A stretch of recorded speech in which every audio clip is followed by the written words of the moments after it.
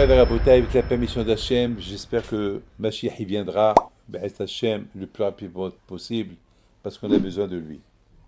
Alors, il faut savoir une chose, que la sortie de l'Égypte, voilà, et Matan Torah, c'est toute la raison pourquoi les Juifs ont quitté l'Égypte pour recevoir la Torah. Et, et après, ils sont rentrés en Eretz Israël. Aujourd'hui, on voit beaucoup de tensions dans le monde. On sent qu'il va y avoir un jour une guerre mondiale. Aujourd'hui, c'est une étincelle et tout prend feu. On voit, on n'est pas bête, on est en train de vivre, on est en train de vivre quelque chose d'incroyable. Et,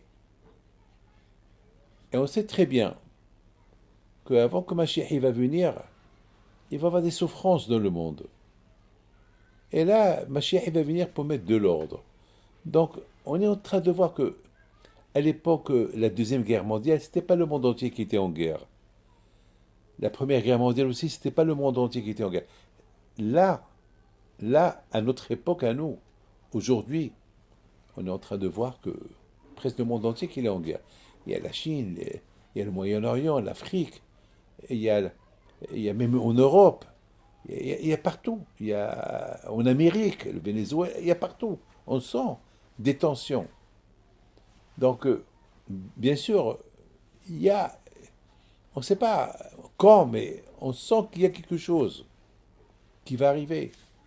Et Hachamim, ils disent que jusqu'à maintenant, on parle de la sortie de l'Égypte.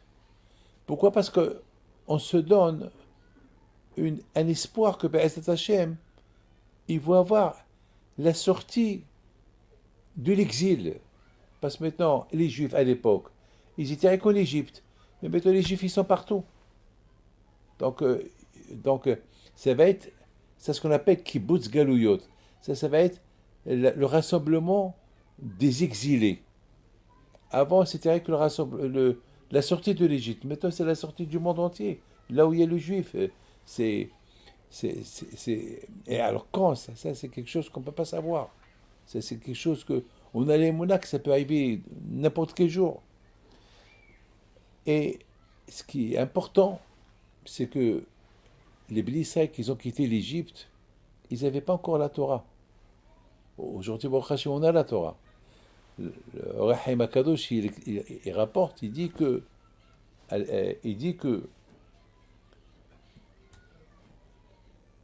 la, la délivrance, la Géoula de Mashiach, elle va être grâce à Moshe Rabbeinu.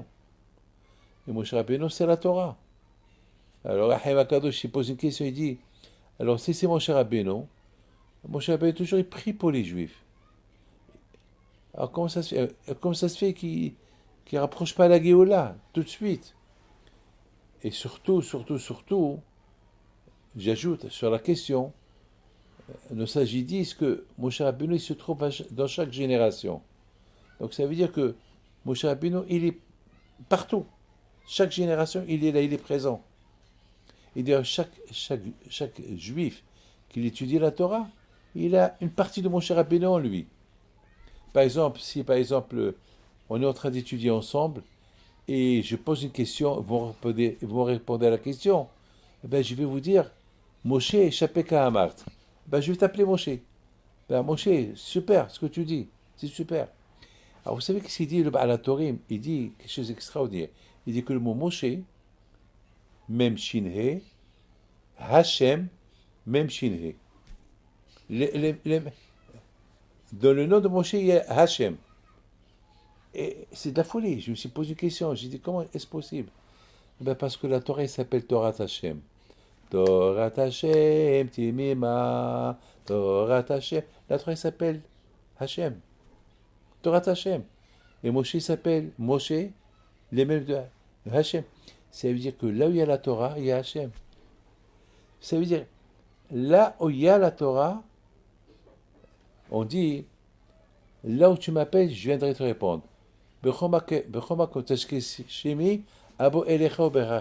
un passage qui dit, là où tu mentionnes mon nom, je viens te bénir. Alors, je lui dis, quelle est la meilleure bracha qu'une personne ne peut recevoir? Comme ça, parce que je lui dis Hachem, la bracha elle vient, non, la Torah. Là où il y a la Torah, Hachem il vient te bénir. La Torah c'est une bracha, Vezot bracha, Hachem Berech Moshe. Les Juifs, ils ont quitté l'Égypte, ils sont arrivés à la mer, ils ont vu le miracle. Le miracle. La mer, elle se coupe. Vous savez que la mer n'a pas voulu se couper. Et le Rahim Akadosh pose une question. Pourquoi la mer n'a pas voulu se couper? Mais la mer s'est coupée pour beaucoup de tzadikim. Même Rabbi Pinhas Ben Yael a coupé une rivière en deux. C'est pas facile. Il y a aussi un Rabbi Nehemia qu'il devait aller quelque part et la mer s'est coupée pour lui. Même Rabbi Himpido, mon grand-père, mon arrière-grand-père, il a fait des miracles avec, avec, avec quelqu'un qui a perdu ses affaires dans l'eau. Et Rabbi Himpido, il a porté une bassine. Il a dit au monsieur, voilà, l'eau, tes objets qui ont été perdus dans la mer, ils vont monter à la surface. La folie. Et ça, c'est ce qui s'est passé. Donc il y a beaucoup de tzadikim qui font des miracles. Bah, Hachem Tov, il faisait tous ses voyages sans le cocher.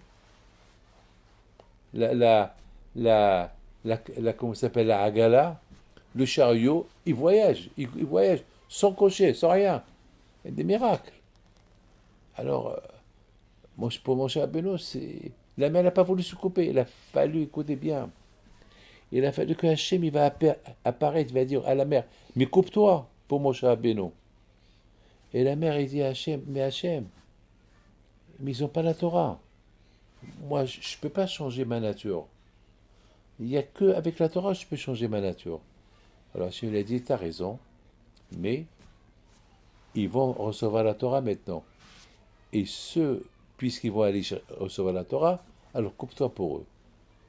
Ils vont aller recevoir la Torah, comme s'ils l'ont reçue. Parce qu'il y a une phrase qu'on dit, que si tu penses faire une mitzvah, ah ben déjà, quand je recommence à te la calculer comme si tu veux la faire. Et tandis que eux, ils ont quitté l'Égypte uniquement pour aller à Sinaï recevoir la Torah, alors quand je les considère comme ce qu'ils sont, ils vont comme s'ils l'ont eu. En plus, en Égypte, ils ont reçu quelques mitzvot. Donc vous voyez que la mer s'est coupée grâce à la Torah.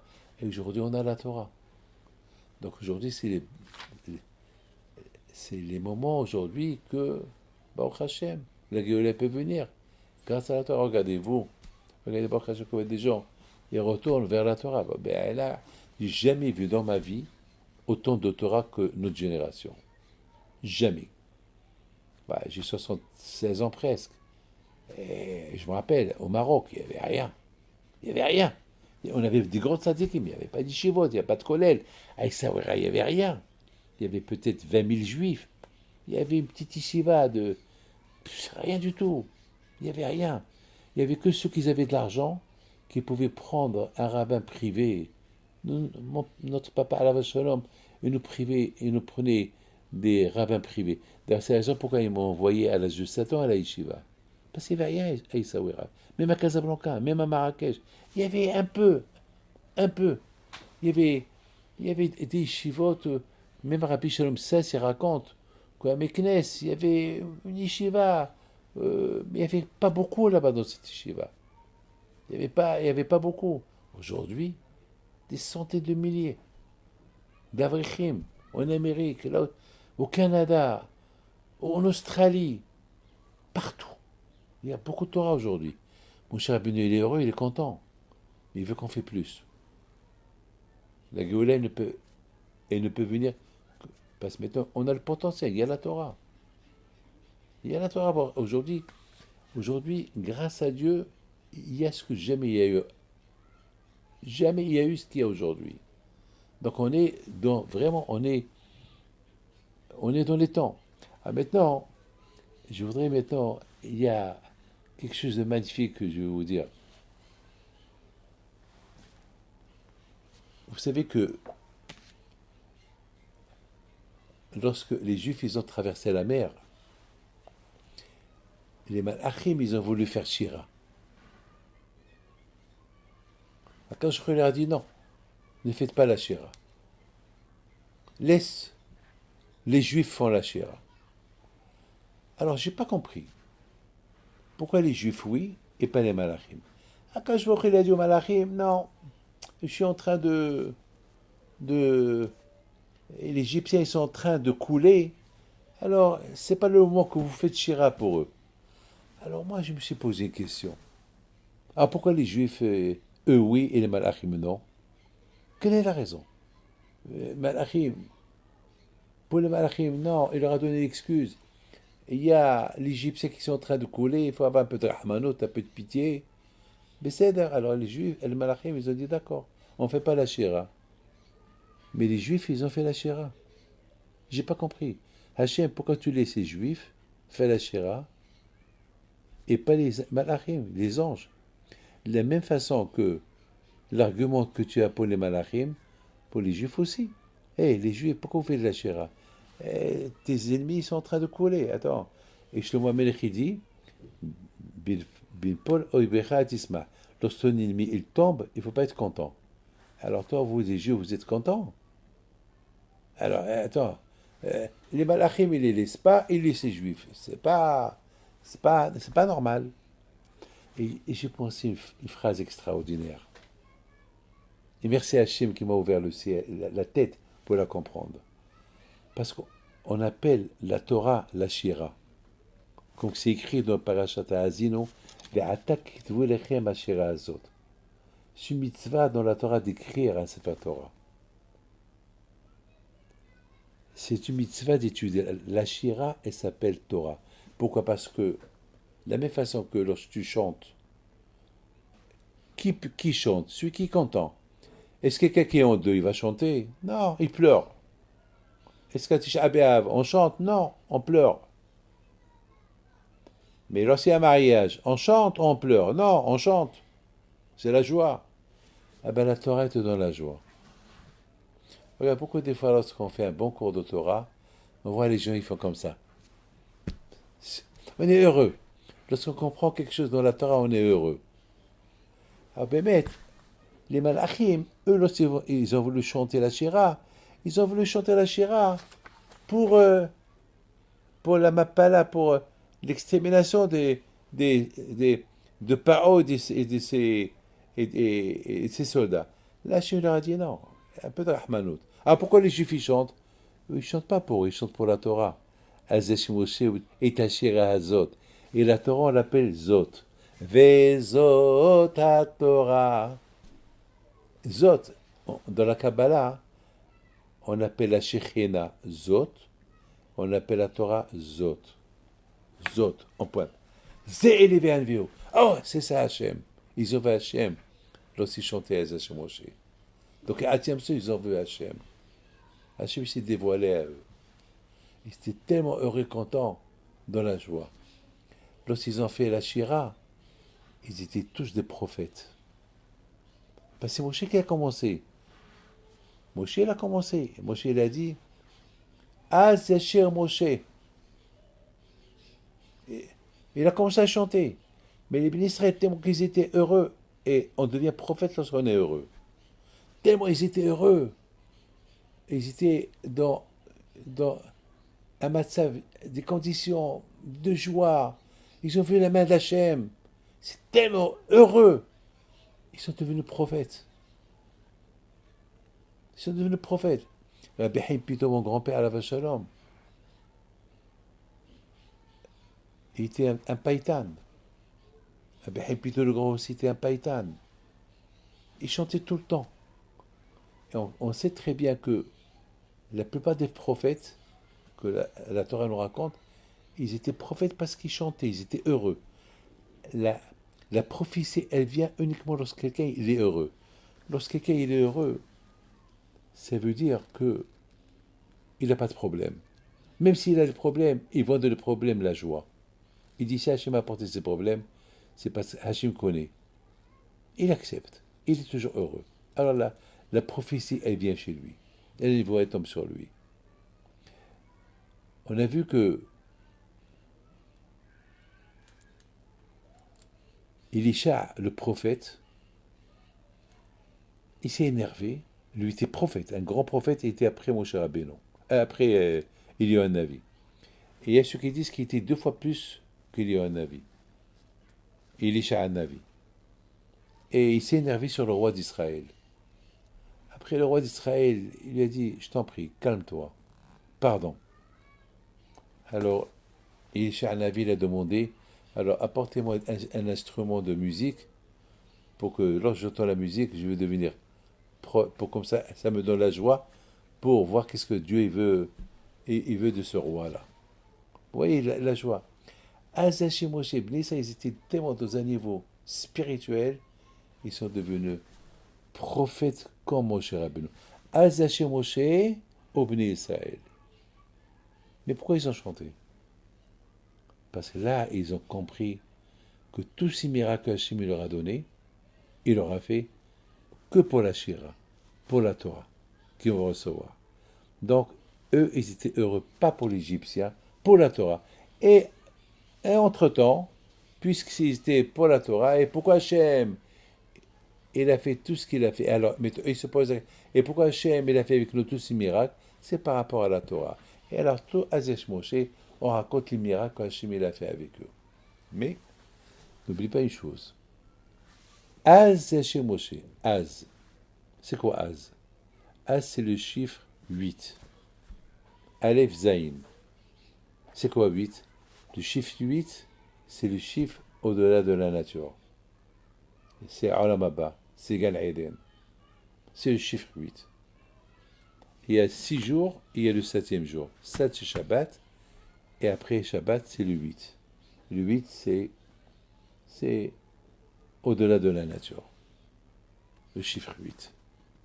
Et c'est là où les Bnei Israël sont arrivés. Les Bnei Israël sont arrivés à un chiffre au-delà de la nature. Qu'ils ont chanté, qu'ils sont devenus prophètes, et ils ont chanté pour la Torah qu'ils vont recevoir. Et il faut savoir une chose que je ne connais pas ce qu'on connaissez.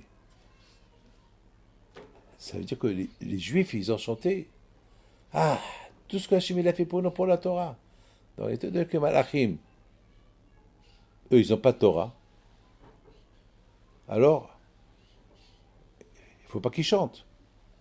Mais on comprend la force de Moshe Rabbeinu, lorsqu'il est monté dans le ciel, il a fait la guerre pour les Malachim, contre les Malachim. Parce que les Malachim, ils n'ont pas voulu donner la Torah à Moshe Rabbeinu. Alors, lorsque Moshe Rabbeinu est monté au ciel pour apporter la Torah, alors les Malachim, ils ont dit, non Hachem, pourquoi tu veux donner la Torah aux Juifs? Ne la donne pas. Et à la fin, les Bnei Israël, à la fin Moshe Rabbeinu, il a réussi à séduire les Malachim que la Torah n'est pas pour eux. Il leur a dit, vous vous rappelez que lorsque les Juifs ils ont traversé la mer, vous avez voulu chanter, et Hachem ne vous a pas laissé de chanter. Pourquoi il ne vous a pas laissé? Parce qu'il vous a dit que non, il ne faut pas être heureux lorsque les Égyptiens ils sont en train de couler. Alors, les Juifs, ils ont chanté. Et alors, pourquoi Hachem il vous a laissé chanter? Il les a laissés chanter à eux et pas à vous. Parce qu'eux, ils ont chanté pour la Torah qu'ils vont recevoir. Alors, puisqu'ils ont chanté pour la Torah qu'ils vont recevoir, la Torah, elle est plus à vous, il faut la donner.